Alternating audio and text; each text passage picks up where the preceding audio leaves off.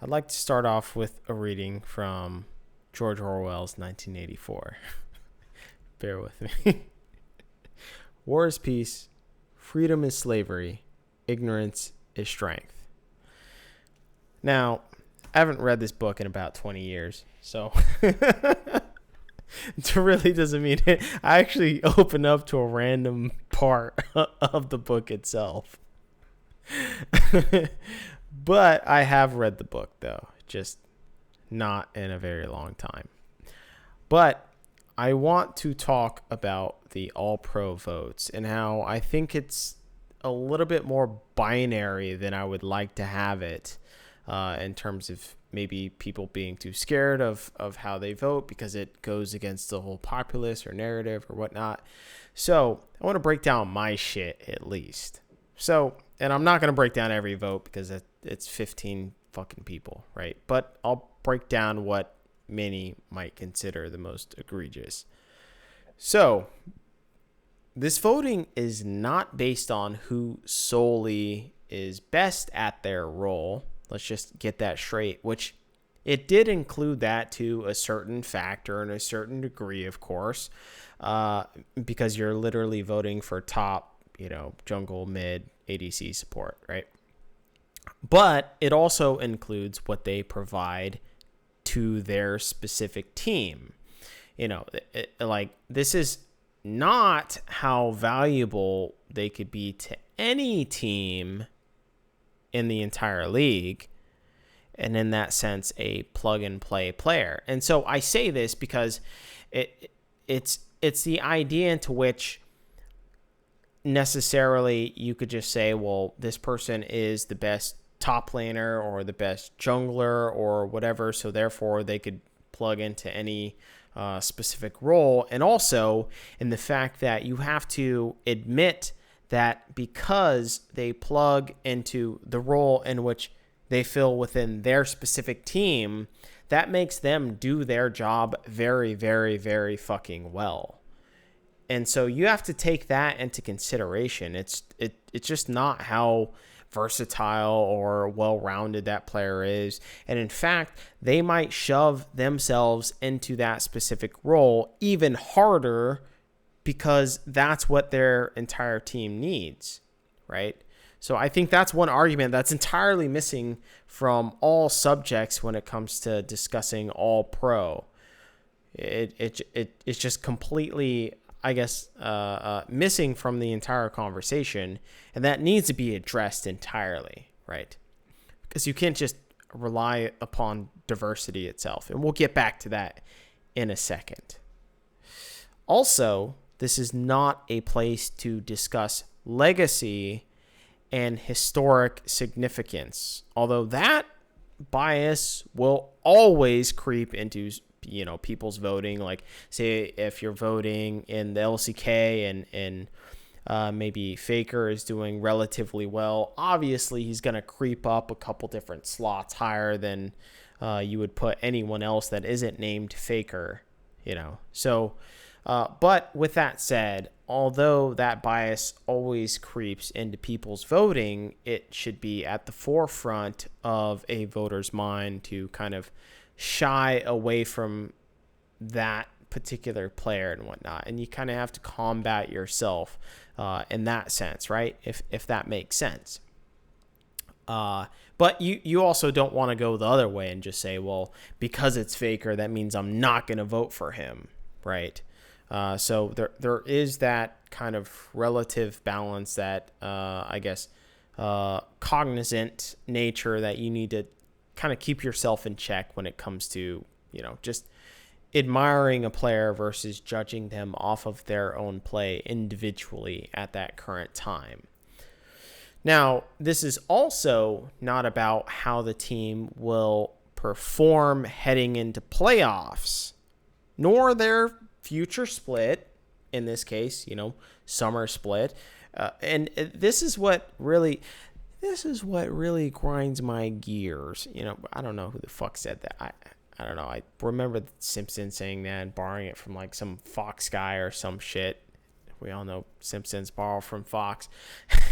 Anyways, this is what grinds my gears, is that I often hear arguments of how versatile a team is or how their trajectory is looking, really good. It's really phenomenal. They know all these different styles. They know how to play the game and do all these different things and whatnot. And it's like, yeah, that'd be great if we were voting for all pro of the fucking year, which we're not. This is literally meant to be taken as a snapshot in time, not some like fortune cookie shit where, I don't know, like you're trying to be like Nostradamus or some shit and trying to predict the future, like predicting like fucking Mayan calendar at year 2000, expecting our doom and shit. I just combined a whole bunch of different cultures within that. But we're not trying to do that. That's not what this is about. This is not about the future, in fact. This is about the present and what happened within the spring split, and that is it. Which is also what ties into the whole legacy aspect of players that are very popular, players that have a legacy within the league and that have played quite a while and whatnot. You try and do away with all of that and just give kudos to the people that deserve the kudos, right? The people that have played very well within the entire split.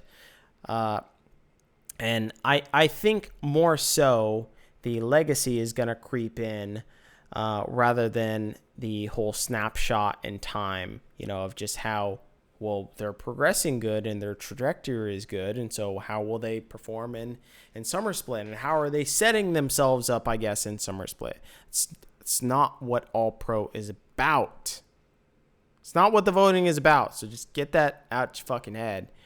Also, I'll just address as a side tangent. I don't think a lot of people are actually thinking this, but also for the idiots, this obviously isn't building your own dream team, right? This isn't just assembling the best 5 players that you would want to have on a team, right? It's not that, obviously, because then this entire All Pro would be very different because you'd have to attune for personalities and maybe different play styles and whatnot, and how it would mesh together and whatever. So it's clearly not that. So let's just get that out of the way for, the rare people that may think that. So let's talk about my votes, right? Because I feel like there's a couple that would be controversial, but I'm not going to go over all the votes. And so if maybe you think that my other votes are controversial, guess what? I don't think they are controversial. So I'm just not going to talk about them. But you could probably hear my ideology maybe in past opinion pieces, especially when you look at my power rankings and stuff like that, right? Anyways, let's start with impact. I think that is a big topic of discussion because a lot of people are saying impact, Alfari, maybe you could even put Huni, like above one of these two, like maybe Alfari is the best and then Huni is second and impact is third, something like that. So I don't think it's really controversial since many had him second place anyways, but personally, my criteria gives extra credit, say I'm the professor in a sense. I might be, in fact. You guys don't know I'm the guru back in the day. Anyways, I give extra credit to players that can carry a deadweight team. And if you don't admit that Evil Geniuses was a deadweight team, I think you got some problems with your analysis in that sense. And the fact that Impact actually carried them over the line multiple different times, in fact. And he was not only the stable rock, but he was the person fucking dragging them through, right? He was like the lesser extent of Bjergsen in that sense, right? And I think I could say that comfortably. Just he wasn't in the mid lane. He was just in the fucking top lane.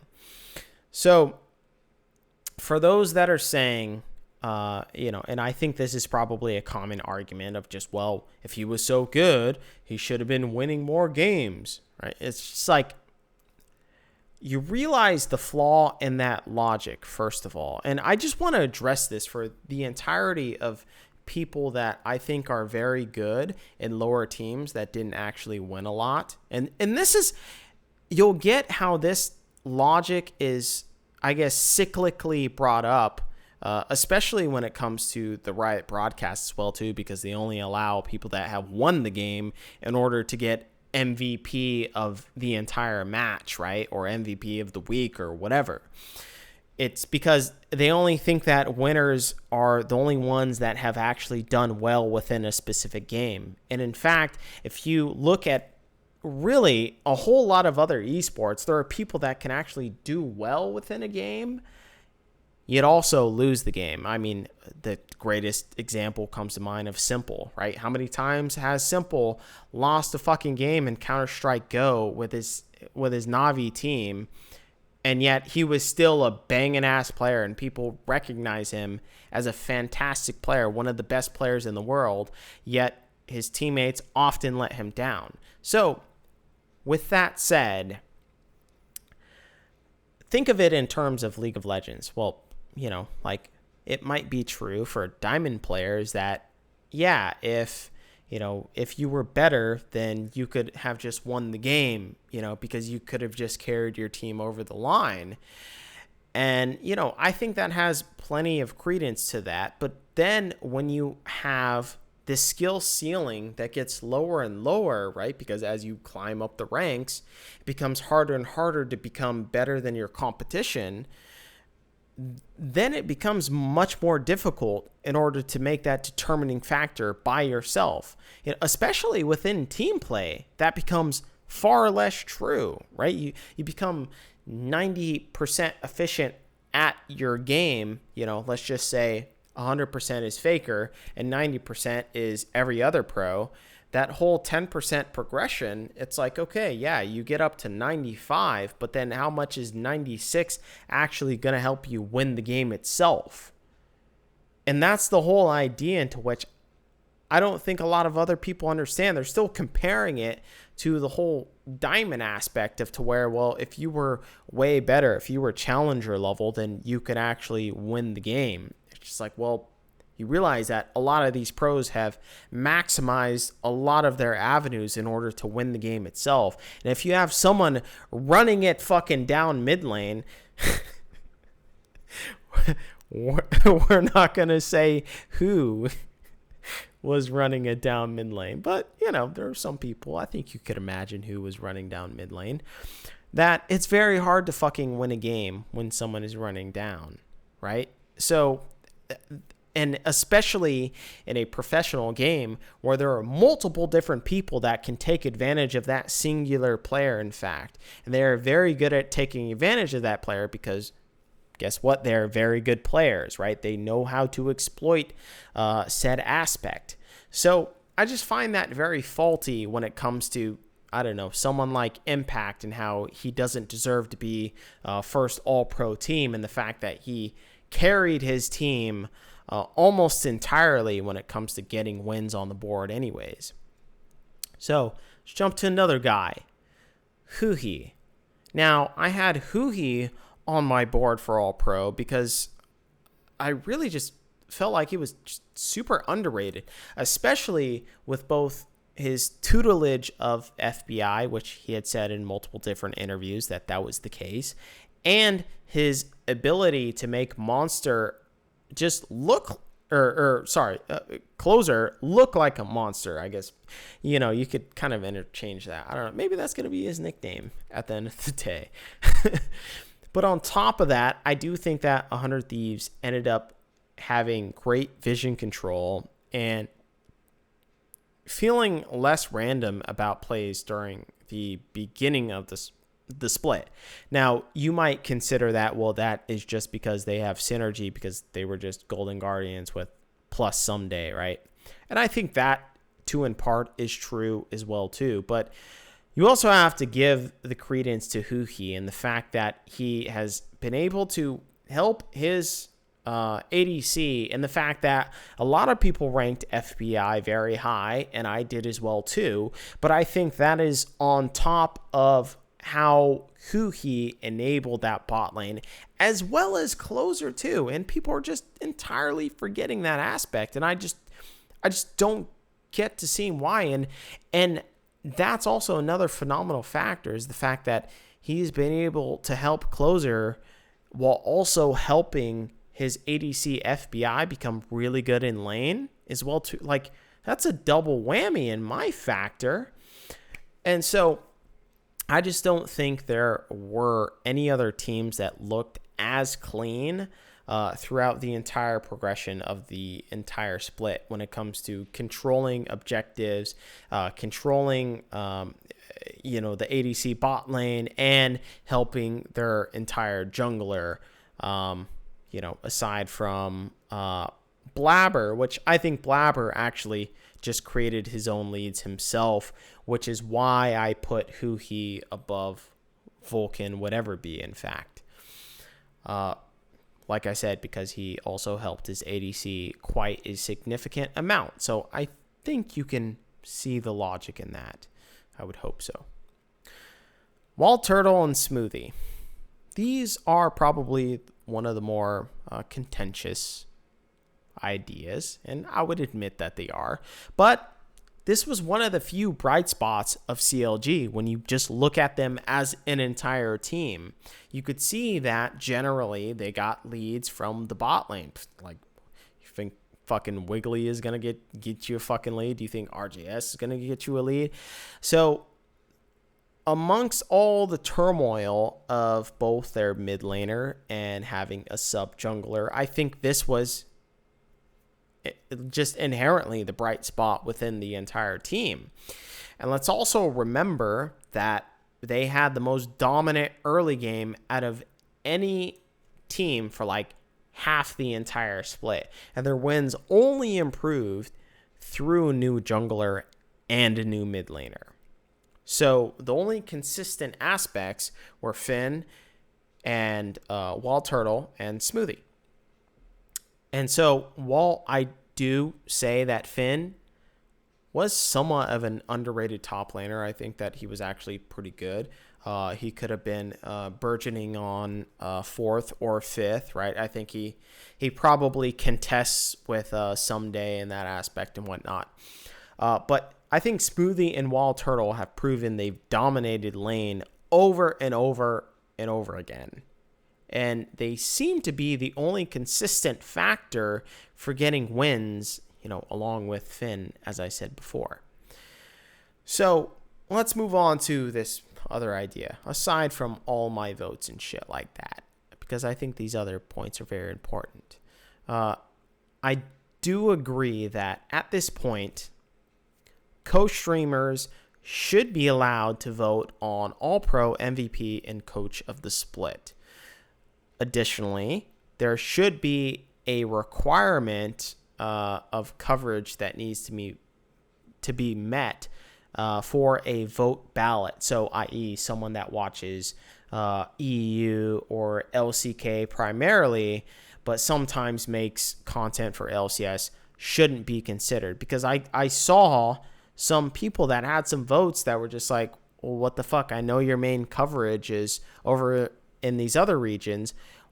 Why did you get a ballot for the LCS? That doesn't make any sense. And in fact, I would think that there's very few amounts of people that actually have time to watch all different major regions, right? Whether they do a couple interviews here or they do a couple think pieces here and there, I actually don't think there's a lot of people that can keep up with more than 2 leagues, I would say, if you're feeling lucky and if you're a full-time content creator, which is also why I don't do interviews in the LEC or LCK or any of this other shit. It's just because, well, primarily LEC, right, because they speak English, but just because I just don't have time to do that shit.